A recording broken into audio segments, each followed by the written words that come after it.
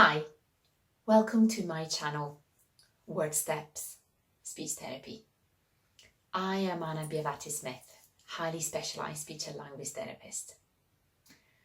I have been talking about selective mutism for quite a while, and something that I have been noticing during October, which is the awareness month for selective mutism, is actually how people react around children and adults with selective mutism. And I noticed that the world goes by really quickly.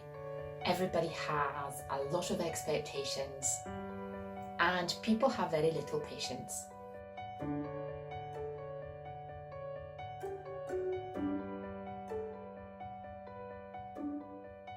But I'd like people to start really understanding, and I've been saying this all along, that children, teenagers and adults that have anxiety in communication do not choose to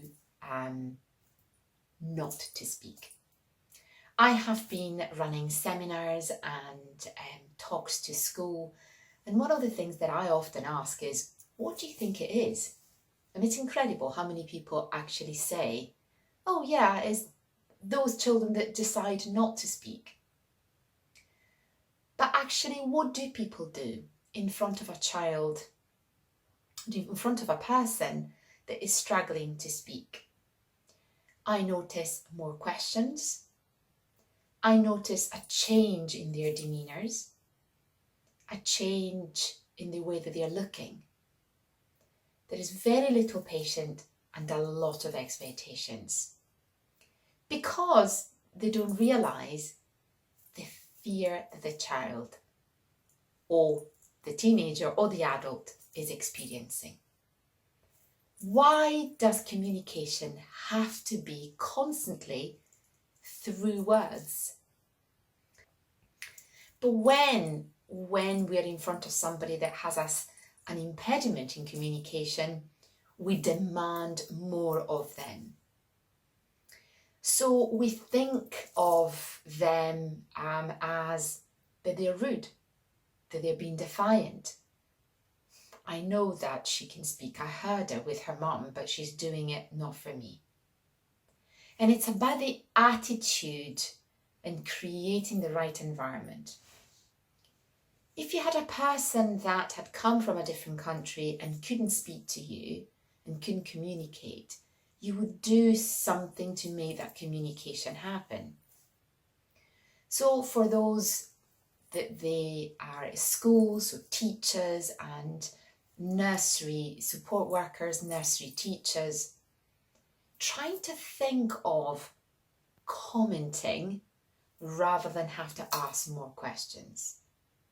Think about more pausing and having a more of, I'm right here, and then we move on attitude rather than, you're not going to say anything today? Because if anything, that is very unhelpful. And it really comes through the perception that we as the person, that we are at the other side, we have of somebody that is not wanting to communicate. Is that what it is? We ask them a question and they're not answering. I mean, how dare they? Is that what is happening? But how about changing? What if that person, for example, didn't have a tongue and they even didn't want to tell you they didn't have a tongue? They're not going to go, because maybe that's really hard. What happened if that person actually had a stroke and couldn't actually speak? Put in those three situations, actually, all of three people, no tongue, had a stroke or selective mutism, can't communicate in that specific moment. But it's about creating the environment to make them feel actually communication was successful. The good news, we know as therapists that children and adults and teenagers can take steps and they can be very successful in becoming communicative in every situation.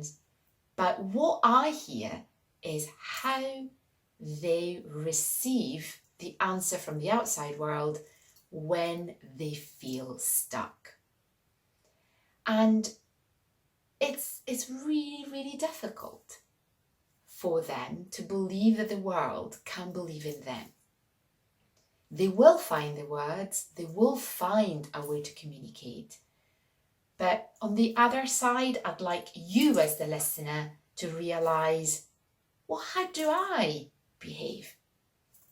So let's be proactive and let's think of way of commenting, giving the person a closed option. Would you like an apple or a pear? Can you show me what you need? Rather than, oh, they have to communicate, and making it your own personal battle for that person to communicate, because communication can happen in many ways. As speech and language therapists and experienced in selective mutism, we always say that creating the right environment, an environment where communication is successful, can help the child to reach communication effectively and to make them feel I can. So instead of waiting and making that situation feel really difficult, think of, what does it feel? How can I aid this communication? And and we can think of games and we can think of all sorts of other strategies, but actually it's out there in everyday life that shopkeepers don't have enough time and people are rushing and people have expectations, and do we realise how hard that is?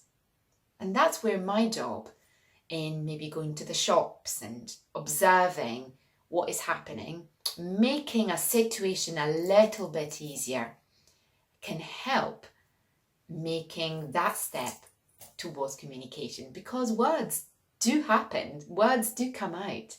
And I want the teenagers and the adults to believe that if they have selective mutism, of course they can be effective communicators and develop words.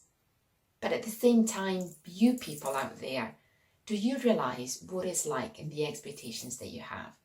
It's just changing one thing. That could be just a smile, not necessarily staring at that person. Offering something without expecting necessarily a thank you, but just a smile back. For you teachers, it could be that instead of having to say, I am here, it could be showing a card. So I would like you to think about what steps can you take and what can you suggest? What happens in your environment? If you are a shopkeeper, if you're a teacher, if you're a parent, if you're a relative, if you're grandparents. So let's think of something that we can share. And I would really love you to do that just below. If you like this sort of videos, please put your thumbs up. And if you'd like to subscribe, just to hear more about speech and language and anything about selective mutism, subscribe below and you'll just receive a notification when I put new videos. And of course, if you have any requests, please do not hesitate. So have a little think and comment. What can you change to make communication more effective? And I'll see you soon.